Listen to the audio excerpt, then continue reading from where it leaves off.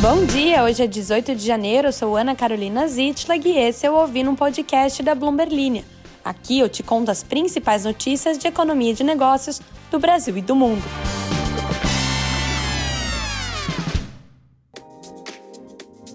Bom dia pessoal!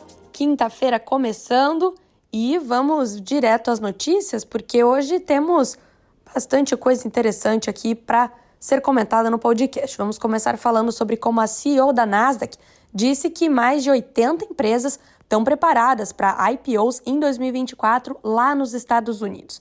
A gente vai também falar sobre uma entrevista que o David Vélez, o cofundador do Nubank, deu à Bloomberg News, falando sobre a valorização das ações do banco e sobre o mercado mais favorável às fintechs na América Latina, segundo ele.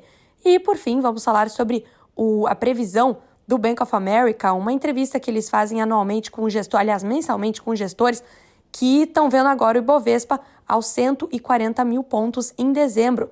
Vou aproveitar para ler um comentário de um ouvinte, uma pergunta que um ouvinte fez há alguns episódios sobre como são calculados estes pontos do Ibovespa. No mais, não esqueça de seguir aqui o podcast, de se inscrever e também de seguir a Bloomberg Linha em todas as redes sociais. Lá no Instagram e no TikTok, a gente te conta todas essas notícias do mercado financeiro, de geopolítica, de política e de negócios ao redor do mundo, num formato mais descontraído, para você poder compartilhar com a turminha aí da sua casa ou do seu trabalho. No mais, vamos às notícias. A Nasdaq tem mais de 80 empresas prontas para abrir capital em um ano, que promete ser mais movimentado para as ofertas públicas iniciais de ações ou IPOs na sigla em inglês, segundo a CEO Adena Friedman. Ela disse em uma entrevista à Bloomberg TV, direto lá de Davos, da Suíça, onde está acontecendo o Fórum Mundial da Economia, que temos cerca de 85 empresas que entraram com um pedido de abertura de capital na Nasdaq, o que significa que estão prontas para quando os mercados se abrirem. A bolsa, com grande exposição ao setor de tecnologia, sofreu um recuo significativo da atividade de IPOs desde o pico em 2021, assim como a New York Stock Exchange, que é mais abrangente, tem mais ações além do setor de tecnologia. Como CEO, Friedman tem buscado expandir a Nasdaq para além da atividade tradicional de negociações de ações, em busca de fluxos de receita mais previsíveis, menos sujeitos à volatilidade do mercado. Apesar dela afirmar que o mercado continua a ser a base e sempre será a raiz da empresa, soluções como dados e análises representam anualmente cerca de 75% da receita da Nasdaq, enquanto o mercado responde por 25%. Para que os IPOs aumentem em 2024, os investidores precisam estar prontos para colocar o capital para trabalhar, segundo ela. Se eles acreditarem que os juros não vão mais subir lá nos Estados Unidos, vão poder subscrever risco à medida que as incertezas diminuírem. David Vélez, o cofundador do Nubank, disse que o banco está abocanhando clientes de rivais em meio a uma consolidação nas startups financeiras latino-americanas, o que ajudou a alimentar uma alta de 176% nas suas ações desde o momento mais baixo, em junho de 2022. O Nubank atraiu atenção por usar cartão de crédito com limite baixo e aplicativo de celular fácil de usar para atrair brasileiros, mexicanos e colombianos, muitos deles que nunca nem tinham tido contas bancárias. Vélez, que é o cofundador e também CEO global, diz que tem como objetivo conquistar a participação de mercado dos concorrentes, incluindo grandes bancos e pequenos concorrentes digitais. Após anos de enxurrada de financiamentos, os fundos de capital de risco reduziram os investimentos em empresas de tecnologia do setor financeiro na América Latina, enquanto as taxas de juros mais elevadas tornaram mais difícil atrair clientes sensíveis a preços.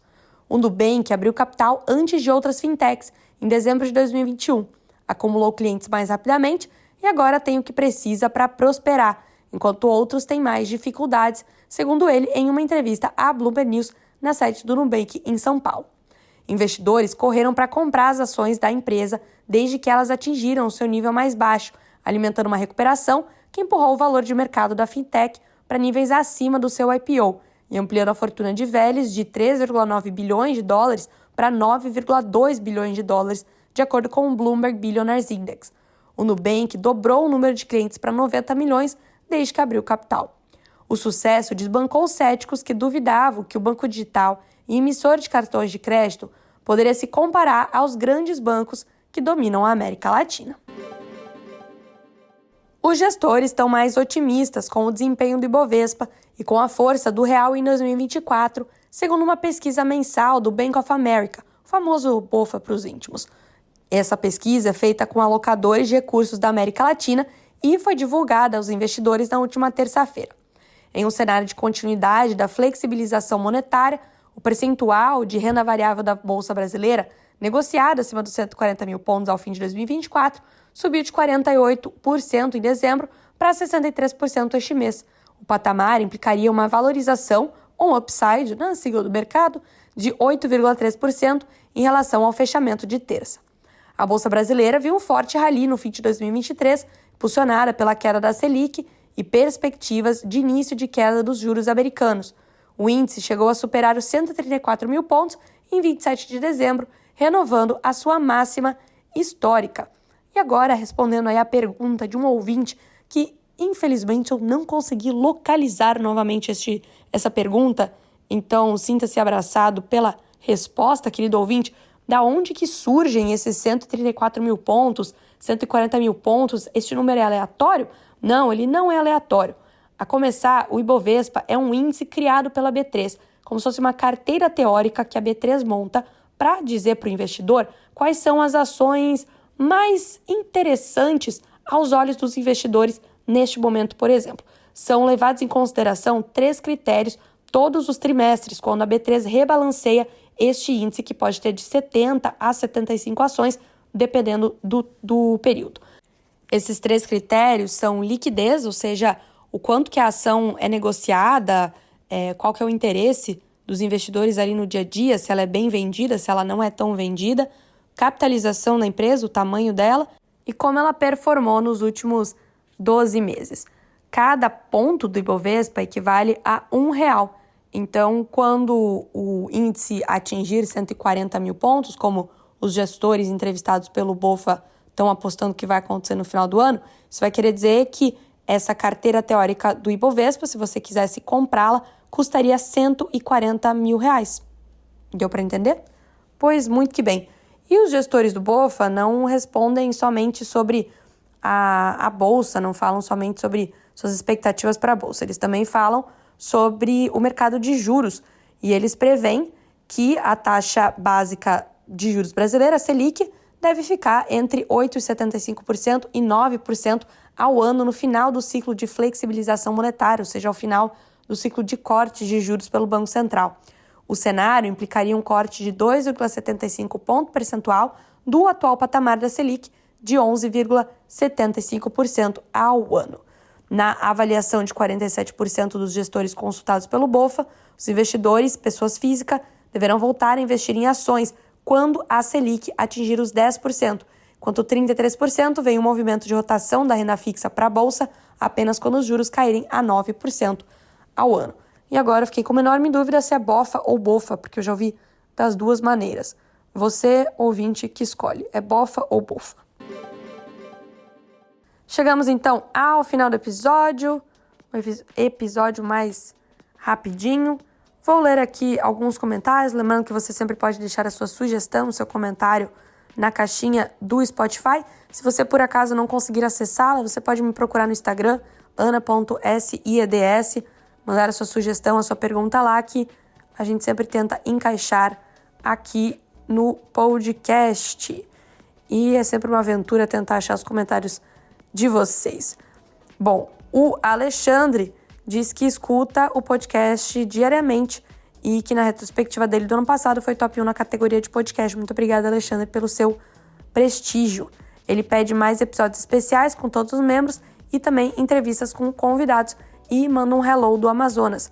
Eu mando de volta então um hello, Alexandre, e digo, me convide para te visitar. Meu sonho é conhecer o Amazonas. A Mani dá uma dica de que a caixinha de comentários aparece no final da tela, quando está tocando também, não precisa parar o podcast para fazer o seu comentário, você pode fazer em real time, também conhecido como tempo real.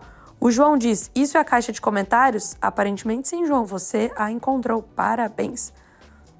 O Augusto também comemora que achou a caixinha de comentários. E vários haters aí falando sobre a minha ausência da aula de CrossFit. Está rolando esse debate para você que chegou hoje aqui. Temos defensores do CrossFit, temos haters de CrossFit e temos pessoas me cobrando para eu começar as aulas que eu disse que começaria. Um dia, gente, a esperança é a última que morre. Quem acredita sempre alcança. Com essa me despeço e um abraço a todos vocês. Uma excelente quinta-feira. Nos ouvimos amanhã.